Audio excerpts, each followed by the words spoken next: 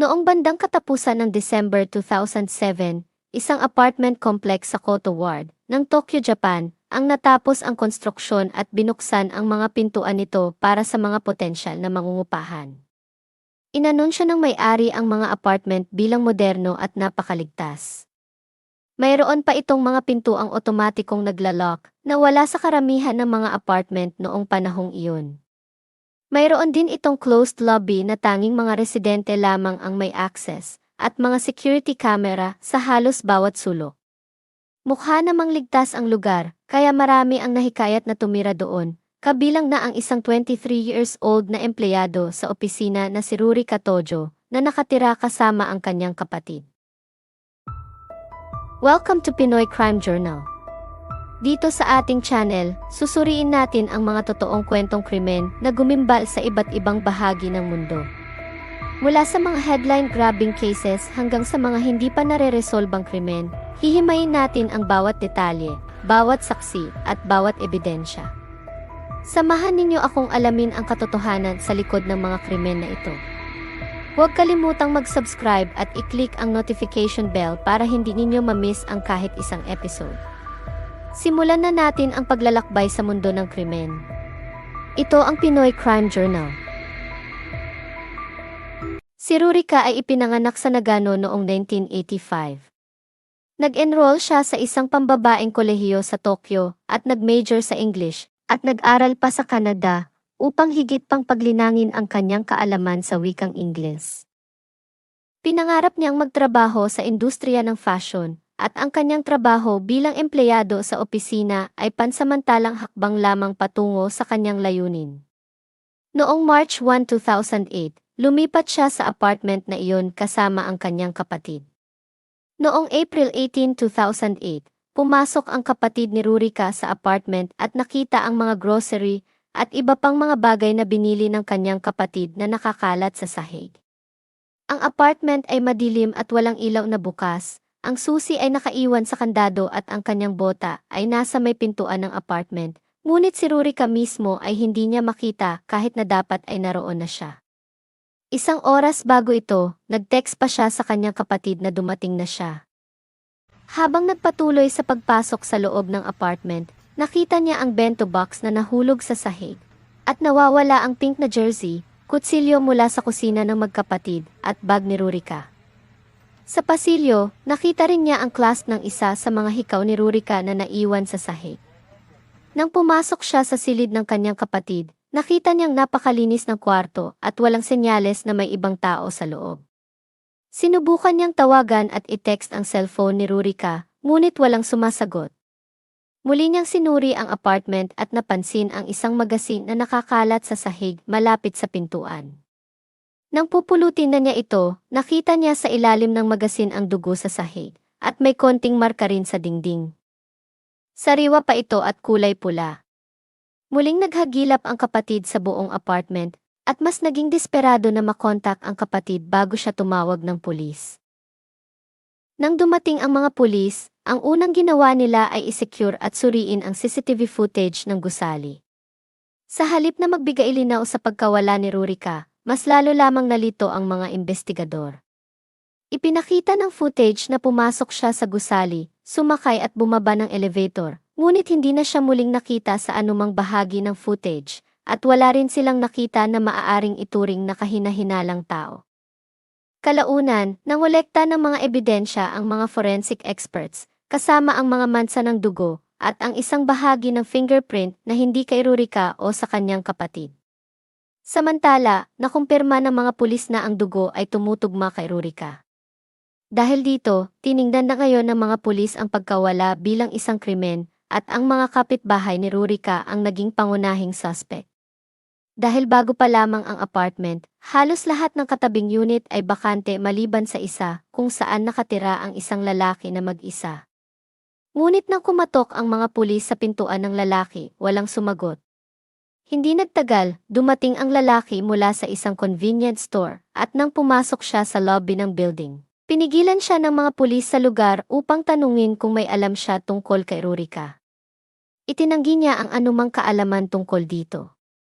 Sinabi niya sa mga pulis na paminsan-minsan lang sila nagkikita, Hindi niya alam ang pangalan nito, ang edad, at wala siyang narinig na anumang kahina-hinala.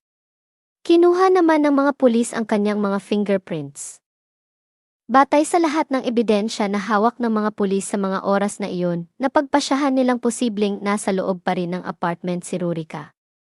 Noong April 19, nagtalaga ang mga pulis ng mga tauhan upang magbantay sa mga entry at exit ng gusali at nagpadala ng mas maraming pulis upang simulan ang paghahanap sa bawat unit ng apartment. Kabilang ang mga bakanting unit na walang nakatira at kinuha rin ang mga fingerprints ng bawat residente sa gusali. Kasabay nito, pinapasok na rin ng kapitbahay ni Rurika ang mga pulis sa loob ng kanyang unit. Pumasok ang mga pulis sa kanyang apartment at nakita ang hindi pangkaraniwang dami ng mga karton na kahon na nakatambak sa kanyang bahay. Kampante namang sinabi ng lalaki sa mga pulis na malaya silang maghanap sa lahat ng kahon at binuksan pa niya ang ilan sa mga ito sa harapan ng mga pulis upang ipakita na karamihan ay naglalaman ng mga anime box sets at video games. Tumingin ang mga pulis sa ilang kahon ng halos 20 minuto at ipinagpatuloy ang investigasyon sa ibang lugar. Pagkaalis ng mga pulis mula sa kanyang apartment, dumating naman ang maraming reporters sa labas ng gusali. Nakita ito ng kapitbahay ni Rurika, kaya't bumaba siya upang makipagkita sa kanila. Ipinakilala niya ang kanyang sarili bilang si Takanori Hoshijima, 33 years old. Si Takanori ay ipinanganak noong January 5, 1975 sa Okayama Prefecture bilang panganay sa 4 na magkakapatid. Galing siya sa isang sikat at mayamang pamilya at ang kanyang lolo sa tuhod ay isang kilalang politiko. Noong December 1976, aksidente siyang nahulog sa isang tab ng napakainit na tubig na nag-iwan ng mga sugat at permanenteng peklat sa kanyang mga binti. Ang mga peklat na ito ang naging sanhi ng patuloy na pambubuli sa kanya noong siya ay bata pa. Lalong naapektuhan si Takanori at halos araw-araw pagkatapos ng klase ay umuwi siyang umiiyak sa kanyang ama, ngunit hindi ito nakaramdam ng simpatsya sa kanya. Pinagalitan pa siya ng kanyang ama at sinabing ang mga lalaki ay hindi umiiyak sa mga ganitong bagay. At mula noon, pinilit siyang magsuot ng shorts araw-araw sa eskwela. Ang paniniwala ng kanyang ama ay makasanayan niya ang pangungutya ng ibang mga bata kung palagi niya itong mararanasan at maging manhid ang damdamin. Nang hindi ito gumana at patuloy pa rin siyang umiiyak, nagalit ng husto ang kanyang ama na lalo pang nagpaluha sa kanya. Ang kanyang ama ay mahigpit at walang pakialam sa kanya, habang ang kanyang ina ay walang ginawa upang ipagtanggol siya. Dahil dito, lumaki si Takanori na tahimik at hindi nakikipag-usap kahit kanino, pati na sa kanyang mga magulang. Sa high school, nanatili siyang tahimik at iniwasan ang makipagsosyalan sa kanyang mga kaklase o makipagrelasyon. Nang lumaon, sinisi niya ang kanyang mga magulang dahil sa kanilang kawalan ng suporta, at isinisi rin sa kanila ang aksidenteng naging sanhi ng kanyang mga peklat. Dahil dito, itinuro rin niyang ang mga magulang ang dahilan kung bakit wala siyang kaibigan o kasintahan. Minsan, pinag-isipan niyang patayin ang mga ito bilang paghihiganti, ngunit hindi itinuloy ang nasa isip. Nang siya ay makatapos ng high school, agad siyang umalis at lumipat sa Tokyo. Nang lumipat siya sa Tokyo noong March 1993, nakakuha siya ng trabaho sa Sega. Nagtrabaho siya sa naturang kumpanya sa loob ng 4 na taon bago siya nagbitiw at naghanap ng trabaho sa isang software company. Sa panahon ng paninirahan niya sa Tokyo, 2 beses niyang sinubukang sumailalim sa operasyon upang alisin ang kanyang mga peklat, ngunit wala akong nakitang ulat kung ito ay naging matagumpay. Inilarawan siya ng kanyang ilang mga katrabaho bilang isang tahimik at kakaiba. Bukod dito, masigasig siya sa pagtuturo at pagsasanay ng mga bagong empleyado. Ngunit marami ang nagsasabi ng hindi kagandahang pag-ugali ni Takanori. Galit pa rin siya sa nangyari sa kanya noong kabataan niya at aktibong kinamumuhian ang mga katrabaho na nasa masayang relasyon. Patuloy rin niyang sinisisi ang kanyang mga magulang at isang araw, bigla na lang tinawagan ang mga ito para ipahayag na puputulin na niya ang ugnayan sa kanila at hindi na kailanman makikipag-usap pa. May nakakatakot na obsesyon si Takanori na nagsimula sa kanyang murang edad. Gumuguhit siya ng mga malalaswang larawan at comics ng mga babae na may putol na mga paa o kamay. Mayroon din siyang blog kung saan ipinahayag niya ang kanyang obsesyon at nagdedetalye kung paano siya nakakuha ng aliw sa naturang bagay. Noong February 9, 2008, isang buwan bago lumipat si Rurika at ang kanyang kapatid, lumipat siya sa bagong gusali na 2 bakanteng apartment ang pagitan mula sa magkapatid. Sa pagpapatuloy ng kaso, nang makipag-usap si Takanori sa mga reporters, ang kanyang pakikitungo ay kalmado at masayahin sa kabila ng katotohanan na isa siya sa mga suspects sa kaso. Ang kanyang on-air television interview ay tumagal ng halos 20 minuto at siya ay nakikitang humahalakha habang sinasagot ang mga tanong sa kanya. Kapansin-pansin naman na hindi siya tumitingin ng diretso sa mga mata ng mga reporters at nagiging balisa tuwing binabanggit na siya ang maaaring pangunahing suspect. Naging mas tensyonado rin siya ng tanungin tungkol sa kanyang opinyon kay Rurika at sa kaso. Hindi naman siya nabahala ng tanungin siya ng isa pang reporter sa posibilidad na siya ay maaaring sangkot sa kaso. Kampante naman niyang sinagot na mukha nga siyang kahina-hinala at tumawang muli. Isiniwalat niya na katatapos lang ng mga pulis na suriin ang kanyang apartment. Sa huli, sinabi niya sa mga reporters ang isang pahayag na salungat sa sinabi niya sa mga pulis. Matatandaan na sinabi niya na nakita na niya si Rurika ng ilang beses. Ngunit sa mga reporters, sinabi niya na ang unang beses na nakita niya si Rurika ay nang ipakita ng mga pulis ang litrato nito at tanungin kung nakita na ba niya ito. Pagsisisihan ni Takanori ang interbyong ito dahil marami ang nanood at nakaramdam na tila siya nga ang may sala, kabilang na ang mga pulis. Direkta nilang narinig ang interview ni Takanori dahil nasa labas lamang sila ng gusali ng apartment. Nang bumalik ang resulta ng fingerprints, ito ay walang halaga. Sinira kasi ni Takanori ang dulo ng kanyang mga daliri gamit ang kemikal upang imposibleng makakuha ng eksaktong fingerprint. Ang pagiging kakaiba, kahina-hinala at pagkakaroon ng sirang fingerprint ay hindi sapat na dahilan upang arestuhin siya. Wala nang magawa ang mga pulis kundi ipagpatuloy ang investigasyon sa ibang mga nangungupahan, ngunit walang tumugma sa mga ito sa fingerprint na nakuha sa apartment ng magkapatid. Mahigit 1 buwan ang lumipas, bumalik ang mga pulis kay Takanori. Noong May 24, nagulat si Takanori nang buksan niya ang pintuan ng kanyang apartment at nakita ang ilang pulis na naghihintay sa kanya. Dahil gumaling na ang pinsala na ginawa niya sa kanyang mga daliri, hiniling ng mga pulis na kuhanan siyang muli ng kanyang mga fingerprint. Wala nang paraan upang makaiwas si Takanori, kaya't napilitan siyang magbigay ng fingerprint. At tulad ng inaasahan ng marami, ang mga fingerprints na ito ay tumugma sa mga nakuha mula sa apartment ni Rurika. Noong May 25, sa wakas ay inaresto si Takanori, ngunit dahil walang natagpo ang bangkay, siya ay kinasuhan lamang ng illegal breaking and entry sa apartment ni Rurika. Pagkatapos nito, nagsagawa ng mas masusing paghahanap ang mga pulis sa kanyang apartment, at gamit ang luminol, nakakita sila ng malalaking marka ng dugo sa loob ng apartment ni Takanori. Ang dugo ay tumugma kay Rurika. Nadiskubre din nila ang ilang mga kagamitan ng biktima kagaya ng cellphone, wallet at ID nito. Hindi naman tumagal ang interogasyon ng mga pulis dahil tuluyang umamin si Takanori sa krimeng ginawa. At ang kanyang pag-amin ay talagang nakakapangilabot. Ang krimen ay malinaw na pinagplanuhan ng mabuti. Halos 1 buwan niyang minamatyagan ang mga kilos ng kanyang kapitbahay. Alam niya ang oras ng pagdating ng kapatid ni Rurika, at alam din niya kung kailan uuwi si Rurika mula sa trabaho. Pinili ng salarin ang petsang April 18 dahil iyon ay araw ng Biyernes at magkakaroon siya ng mahabang panahon hanggang Linggo na gawing alipin ang biktima sa kanyang makasariling kagustuhan.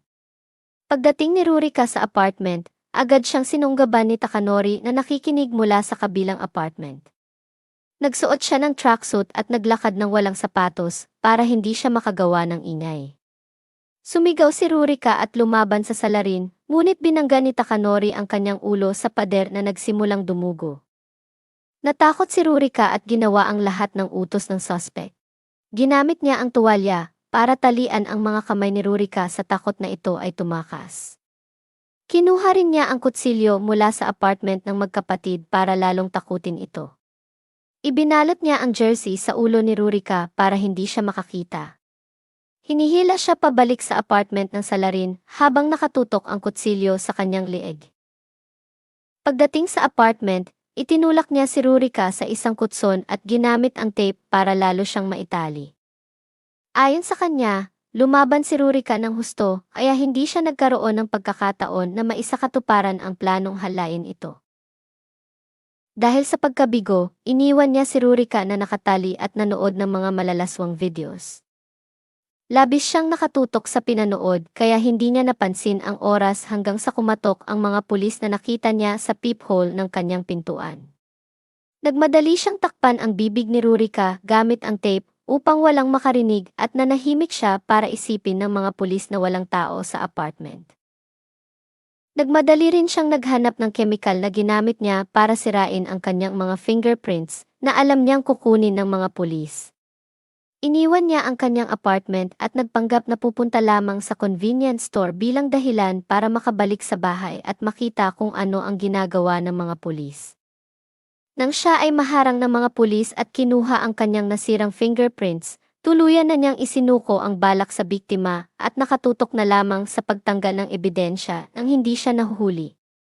Pagkapasok niyang muli sa kanyang apartment, kinuha niya ang kutsilyong ninakaw sa apartment ng biktima at ginamit na pangsaksak dito. Bumaon ang kutsilyo sa leeg ni Rurika. Pagkalipas ng 5 minuto, napagtanto ni Takanori na buhay pa rin si Rurika, kaya hinugot niya ang kutsilyo at bumulwak ang dugo mula sa sugat hanggang sa tuluyan siyang nawala ng dugo. Idinetali niya ang malagim na sinapit ng biktima. Dinala niya ang katawan ni Rurika sa banyo. Hinubaran ito at ginamit ang 2 kutsilyo at isang lagari para putol-putulin ang katawan. Tinanggal niya ang laman mula sa mga braso at binti at iba pang parte ng katawan ng biktima. Hindi pa siya nakontento at binuksan ang kanyang dibdib at tiyan para alisin ang mga laman loob. Pinutol ang buhok, anit, tinanggal ang mga mata mula sa ulo at inalis ang ilong, tenga at labi. Pagkatapos, inilagay niya ang lahat ng piraso sa chopping board at pinutol sa mas maliliit na bahagi, sapat para ma-flush sa inidoro. Ang mga buto ay ginamitan niya ng lagari para gawing mas maliliit na piraso. Pinakuluan niya ang iba hanggang madurog para ma-flush na rin sa inidoro. Inimbak niya ang mga buto sa kanyang refrigerator at sa mga lumang maalikabok na mga kahon na itinatago niya sa ilalim ng kama at sa ilalim ng mas malaking tumpok na mga kahon. Alam niyang mas nakatutok ang mga pulis sa mas bago o mas kapansin-pansing mga kahon kapag sila ay kumatok at suriin ang kanyang apartment. Ayon kay Takanori, natapos niya ang pagpipiraso ng bangkay noong April 23, 5 araw matapos mawala ni Rurika. Nilagay niya ang ilan sa mga buto sa kanyang backpack at tuwing lalabas siya ng apartment papunta sa trabaho, dumadaan siya sa mga shortcut para maitapon ang natitirang mga buto sa mga basurahan kung saan kinakain ito ng mga ligaw na aso o napupunta sa landfill, o minsan ay hinuhulog niya sa kanal.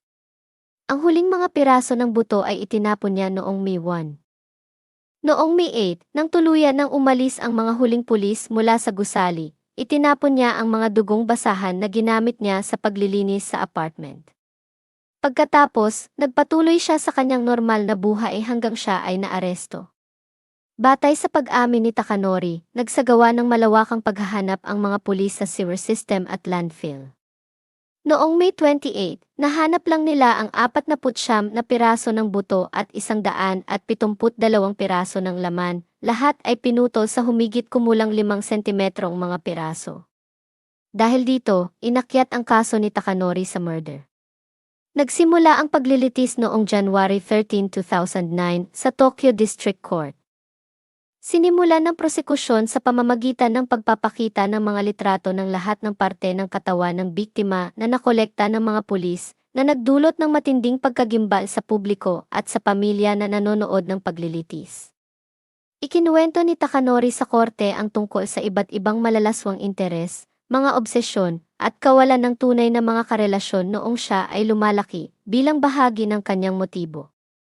Hiniling niya sa korte na parusahan siya ng kamatayan. Noong February 18, 2009, Hinatulan si Takanori Hoshijima ng habang-buhay na pagkakakulong dahil sa kanyang makasarili at karumal-dumal na ginawa. Hindi nila ipinataw ang parusang kamatayan dahil napakaingat ng mga korte sa Japan pagdating sa pagbibigay ng parusang kamatayan sa mga unang beses na nagkasala at pumatay ng isang tao lamang. Noong September 10, 2009, tinanggihan ng korte ang apela ng prosekusyon at pinanindigan ang hatol na habang-buhay na pagkakakulong ng nasasakdal. Nagdesisyon ang opisina ng prosekutor na huwag nang mag-apilang muli sapagkat wala na raw silbi at hindi na magbabago ang hatol. At tuluyang isinara ang kaso ni Rurika Tojo. Si Takanori ay nananatiling nakakulong hanggang ngayon at mananatili sa kulungan habang buhay. Ang kasong ito ay nagpapakita ng mga mahahalagang aral tungkol sa pag-iingat at pagiging mapagmatsyag sa paligid. Una, mahalaga ang pagkakaroon ng maingat na pagsiyasat sa seguridad ng lugar na tinitirhan, lalo na sa mga bagong kakilala o kapitbahay. At kahit tila ligtas ang isang lugar, kailangan pa ring mag-ingat at magkaroon ng kamalayan sa paligid. Sa kaso ring ito, kapansin-pansin na nagkulang sa bilis ang mga pulis sa pag-aksyon. Bagaman siniguro nila ang CCTV footage at nagsagawa ng mga paghahanap, naging mabagal ang pagsisiyasat sa mga mahahalagang ebidensya, gaya ng kakaibang kilos ng suspect at ang kanyang sirang fingerprint. Ipinapakita nito na sa mga kasong may banta ng panganib, mahalaga ang mabilis at masusing investigasyon upang mapanatili ang kaligtasan. Maraming salamat sa inyong panonood dito sa Pinoy Crime Journal. Kung nagustuhan ninyo ang episode na ito, huwag kalimutang magbigay ng komento at i-share sa inyong mga kaibigan. Tandaan, mag-ingat at manatiling mapagmatsyag. Muli, ito ang Pinoy Crime Journal. Hanggang sa susunod na episode, paalam at magandang araw sa ating mga taga-subaybay.